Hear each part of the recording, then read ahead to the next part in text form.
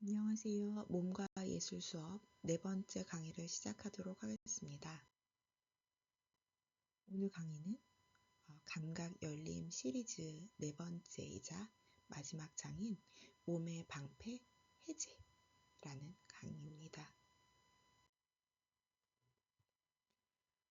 여러분 옆 사람의 어깨를 한번 살짝 보시겠어요? 혹은 자신의 어깨나 턱을 한번 만져보세요. 말랑말랑한가요? 아니면 단단하게 굳어 있나요? 우리는 흔히 피곤해서 뭉쳤어 라고 말합니다. 하지만 심리학자들의 생각은 다릅니다. 비렐름 라이히는 이렇게 말했다고 합니다. 이 딱딱함은 당신이 삼킨 울음이고 참아낸 분노이다. 오늘 4강의 주제는 우리 몸을 둘러싸고 있는 근육 갑옷, 머슬 아머를 해제하는 것입니다. 도대체 우리의 몸은 곳곳이 왜 이렇게 딱딱해졌을까요? 원시시대를 한번 생각해 보겠습니다. 길을 가다 맹수를 만났습니다. 뇌는 비상사태를 선포하고 투쟁, 도피, 도망가거나 싸우거나 둘 중에 하나를 선택해야 합니다. 그러기 위해서는 근육에 피를 보내고 팽팽하게 긴장시켜야 하겠지요. 이때는 소화라던가 어떠한 번식 같은 것들은 면역 같은 것들은 상대적으로 두 번째 문제로 넘어가고 당장 도망가거나 싸우거나 선택해야 하는 비상사태입니다. 현대사회에서라고 해서 이러한 맹수가 없는 것이 아닙니다.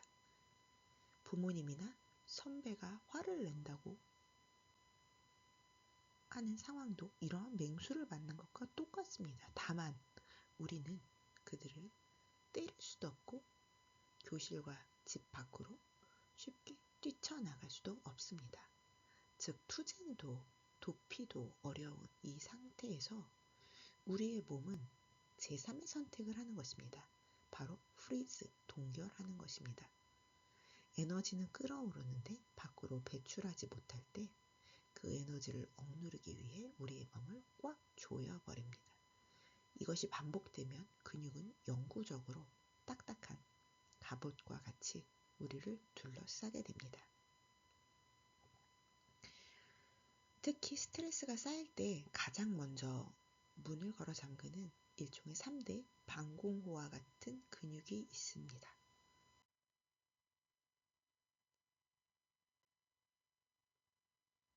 첫 번째는 저작근이라고 부르는 우리가 무언가를 씹을 때 사용되는 근육들입니다.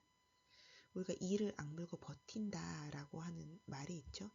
하고 싶은 말을 삼키고 분노를 씹어 삼킬 때 우리는 턱이 굳습니다. 어금니를 꽉 깨물어서 동시에 손을 관자놀이, 우리가 측두근이라고 불리는 이 부분이죠. 이 부분에 대보세요. 턱을 깨물었는데도 이 머리 옆에 있는 근육까지도 꿈틀꿈틀합니다.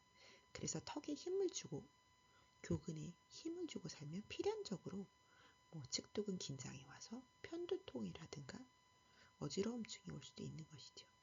이것은 사실 머리가 아프다는 것이 주요 원인이 아니라 사실은 턱이 머리를 잡아당기고 있어서 아픈 것입니다. 그 다음에 승모근이라고 하는 부분이 있죠. 여러분들 거울 봤을 때 여성분들이 가장 신경 쓰는 부분 중에 하나라고 들은 적이 있는데요. 무거운 책임감을 버티거나 누군가 나를 공격할 때 움츠러들면 이 어깨는 귀 쪽으로 솟아오르고 두둑하게 올라옵니다. 세 번째는 횡격막이라고 하는 부분이 있습니다. 우리가 감정을 느끼지 않고 도망가거나 투쟁하거나 혹은 멈춰서게 될 때 호흡이 멎습니다. 우리가 슬픔이 올라올 때도 숨을 꾹 참기도 하죠. 이 횡격막은 갈비뼈 아래에서 이렇게 편편하게 되어 있는 고무풍선과 같은 막인데요. 이때 이 횡격막이 제 역할을 잘 하지 못하게 되는 것입니다. 예를 들어 너무 슬프거나 억울한 일을 당할 때 목구멍에 뜨거운 덩어리가 걸린 느낌, 럼프 인 더 트롯이라고 불리우는 그런 느낌을 경험해 보신 적이 있을 텐데, 이런 것도 처절한 내전 상태 같은 겁니다.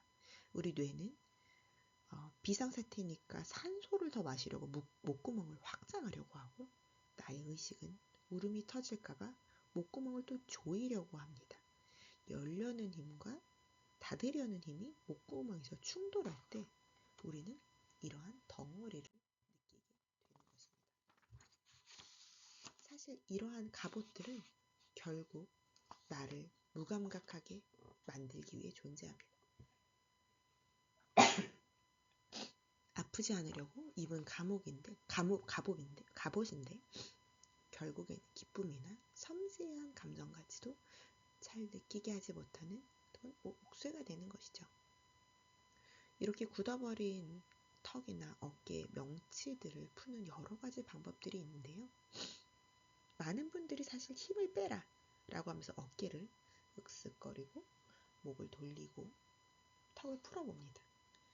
하지만 힘을 빼려고 노력하는 것조차 또 다른 힘, 뉘입니다. 그래서 억지로 이완하려고 하면 우리 뇌는 그것조차도 일로 받아들여서 오히려 더 긴장할 수도 있습니다. 그래서 오늘 저는 소마 여러 가지 움직임 중에 하나인, 많은 연기자들이나 예술가들이 특히 국내에도 많이 소개되고 있는 알렉산더 테크닉을 잠시 소개해 드리려고 합니다. 이 기법은 의사나 과학자가 만든 게 아니라 알렉산더라고 하는 연극 배우가 약 100여 년 전에 만든 기법입니다. 이 사람은 굉장히 잘 나가는 전문 배우였다고 합니다. 그러다 어느 날 갑자기 치명적인 문제가 생겼는데요. 저도 간혹 겪습니다. 무대에 서면 목소리가 쉬고 목소리가 또 어느 날은 아예 나오지도 않는 것입니다. 병원에 가도 성대에는 과학적인 의상이 없다라는 말만 듣게 되고, 이 사람은 배우 인생이 끝날 위기를 맞게 됩니다. 그래도 포기하지 않고 여러 거울을 설치해두고 몇 년에 걸쳐서 자신이 연기하는 모습을 관찰하였습니다. 그때 이 사람이 발견한 것은, 나는 대사를 할 때마다, 입을 열 때마다 나도 모르게 목을 뒤로 젖히고 성대를 꽉 조르고 있었다. 평소에는 괜찮은데 잘하려고 하는 순간마다 무의식적으로 몸을 옥조르고 있었던 것입니다.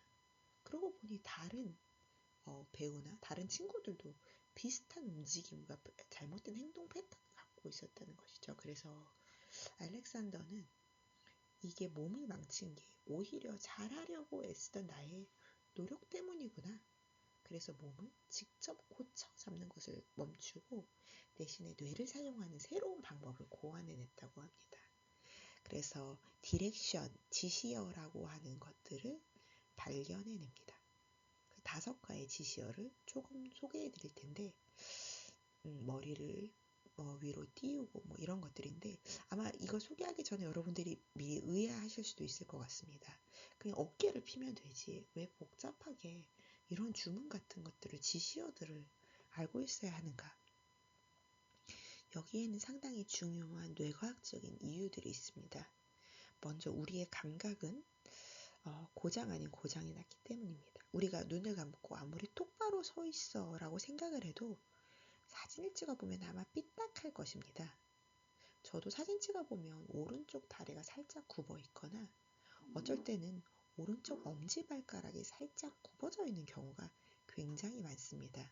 어릴 때 발목을 다친 적이 있는데 그 이후부터 저도 모르는 사이에 그런 습관적인 패턴이 되어서 사실 신발을 신을 때도 한쪽 복숭아뼈가 살짝 밑으로 내려와 있다는 걸 신발을 신어야만 알 수가 있는데요.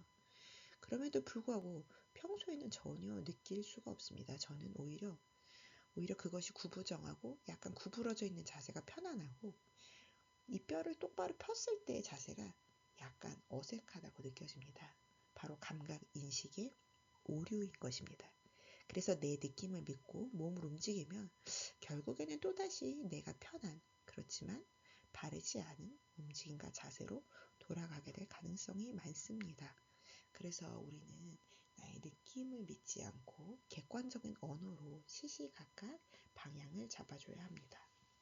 또 아까 말씀드린 대로 두 번째 이유는 무언가를 하려고 하면, doing하려고 하면 오히려 몸은 굳게 되는 경향이 있습니다. 어깨를 펴야지 라고 하는 순간 뇌는 그 명령을 수행하기 위해 근육의 힘을 빡 줄 수가 있습니다. 그것이 또 다른 긴장을 만들 수 있습니다. 그래서 알렉산더 테크닉에서는 하는 것이 아니라 생각하는 기술에 가깝습니다. 그러면 바로 지시어에 대해서 조금 보여드리도록 하겠습니다. 첫 번째 지시어 가장 중요한데요. 내 목은 자유롭다 입니다. 머리통과 척추가 만나는 이 뒤쪽 뒷목 부분이 꽉 잠겨 있으면 온몸이 긴장을 합니다. 이 척추에 머리가 마치 공 위에 있는 것처럼 두둥실 떠 있어야 합니다. 그래서 우리가 상상을 한번 해본다면 꽝꽝 얼었던 얼음이, 목에 있던 얼음이 사르르 녹아서 물이 된다고 생각해 보시고, 머리를 받치고 있는 이 머리통 바로 밑에 있는 뻑뻑한 경추에는 부드러운 버터가 발라져 있어서 조금 헐거워진다고 한번 생각해 보세요. 머리가 척추 위에서 가볍게 앞과 위를 향한다.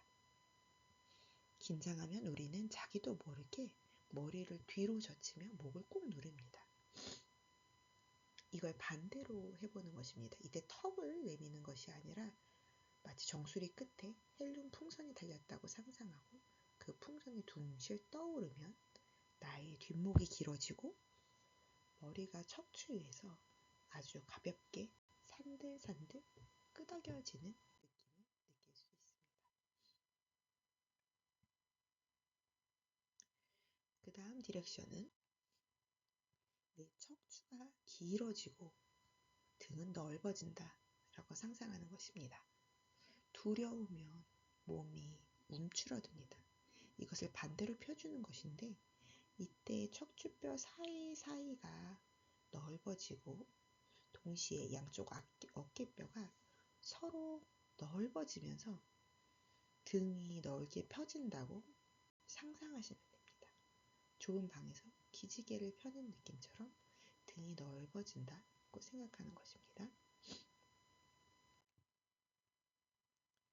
또 하나는 우리가 서 있을 때 내 척추와 다리가 서로 분리된다. 우리가 서 있거나 앉아 있을 때 골반에 다리를 꼭 끼워 놓고 힘을 주는데, 이 골반이라는 소켓에 끼어 있던 다리뼈가 툭 하고 빠져나와서 덜렁덜렁 거린다고 상상해 보시는 겁니다. 다리가 내 몸통에서 독립해서 자유로워지는 느낌에 가깝습니다. 아까 등이 넓어진다고 한 것과 비슷한 디렉션으로는 또 내 어깨가 중심으로부터 넓어진다라고 디렉션을 하기도 합니다. 이것은 조금 더 어깨에 집중한 주문입니다. 이것은 아까 말했던 3대 방공호 중에 하나였던 승모근의 긴장을 좀 푸는 데에 집중한 디렉션입니다. 가슴 중앙에서 시작된 에너지가 양쪽 어깨 끝을 향해서 쭉 뻗어나간다고 상상해 보세요. 이때 날개가 양옆으로 시원하게 뻗어지는 느낌입니다. 어떤가요? 내가 억지로 어깨를 내리거나 등을 펴려고 하지 않았는데도 이런 디렉션만으로도 조금 솟아올랐던 승모근이나 답답했던 목 근육이 조금 차분해지시는 게 느껴지시나요? 이런 것들이 바로 생각의 힘으로 근육의 갑옷을 벗는 기술입니다. 재미있는 것은 그림을 그릴 때도 우리는 이러한 갑옷을 입는다는 것입니다. 펜만 잡으면 우리가 어깨가 솟고 숨이 멎을 수 있습니다. 그 이유는 우리도 틀리면 어떡하지? 라는 무서운 감독관에 대한 인식 때문입니다. 그래서 오늘 실습의 목표는 이 감독관의 눈을 가리고 긴장하고 있는 몸의 보장을 더욱더 해제해 보는 것입니다.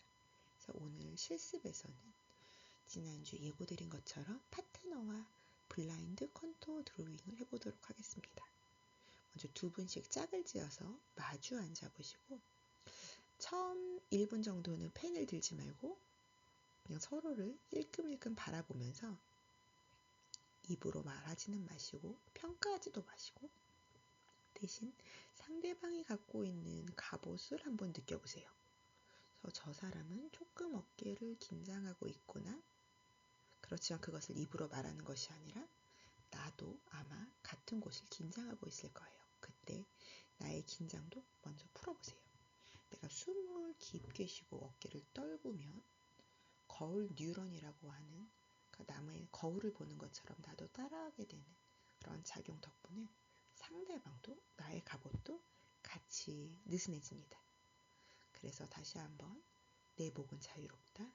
내 팔은 척추에서 길게 뻗어나간다. 나의 등은 넓다. 라고 생각하시면서 드로잉을 해보실 겁니다. 자, 컨투어 드로잉은 지난주에도 한번 해보셨는데요. 여기에 강력한 금기사항이 두 가지가 있습니다. 첫 번째는 종이를 보지 않을 것입니다.